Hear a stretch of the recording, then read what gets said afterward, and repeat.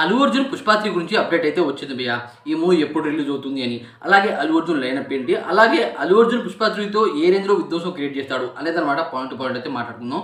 అల్లు అర్జున్ కెరియర్‌లో భయ్య అంటే 'పుష్ప'కి ముందు దాదాపు 200 కోట్లు కొట్టిన మూవీసే లేవు నాకు తెలుసనమాట. 'పుష్ప 1' అనమాట దాదాపు 400 కోట్లు అయితే దాటేసింది.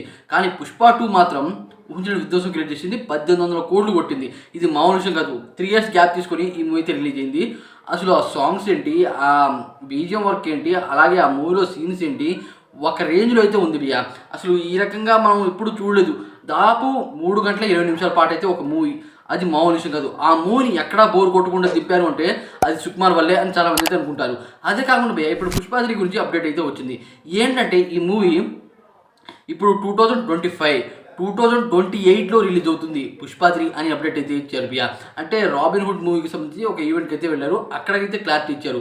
దాదాపు 4 సంవత్సరాల తర్వాత అంటే 'పుష్ప 2' అనమాట 2024లో అయితే రిలీజ్ అయింది. ఊహించని విధ్వంసం క్రియేట్ చేసింది. అయితే 'పుష్ప 3' అనమాట 2028లో అయితే రిలీజ్ అవబోతుంది. ఇది మామూలు విషయం కాదు. 4 సంవత్సరాలు గ్యాప్ తీసుకొని రిలీజ్ చేస్తున్నారు అంటే ఏ రేంజ్లో ఉంటుందో ఆలోచించండి. అదే కాకుండా మన అల్లు అర్జున్ ఇప్పుడు చాలామంది అంటున్నారు భయ్య.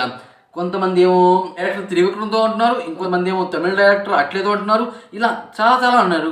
అదే కాకుండా ఇప్పుడు మన సందీప్ రెడ్డి వంగ గారితో కూడా ఒక మూవీ ఉందని చెప్పారు. అయితే ఈ అన్ని మూవీస్‌లో ఏ మూవీ ముందు రావచ్చు అనేది కూడా మాట్లాడుకుందాం. ఫస్ట్ ఆఫ్ ఆల్ భయ్య మన అల్లు అర్జున్ అయితే ఈ డైరెక్టర్ అట్లేతో అనమాట ఒక మల్టీ స్టారర్ మూవీ అయితే అనుకున్నారు. ఆ స్టోరీని అనమాట మోడిఫై చేసి ఒకే హీరో ఉండేలా అయితే తీస్తున్నారు. అయితే ఈ మూవీ 2026లో అయితే వస్తుంది. అంటే ఫస్ట్ హాఫ్‌లో. దాని తర్వాత మన త్రివిక్రమ్ అంటే గురూజీ గారు 1000 కోట్ల బడ్జెట్‌తో అనమాట మూవీ అయితే తీస్తున్నారు. మైథాలజీ టచ్ ఉన్న ఒక మూవీ అనమాట.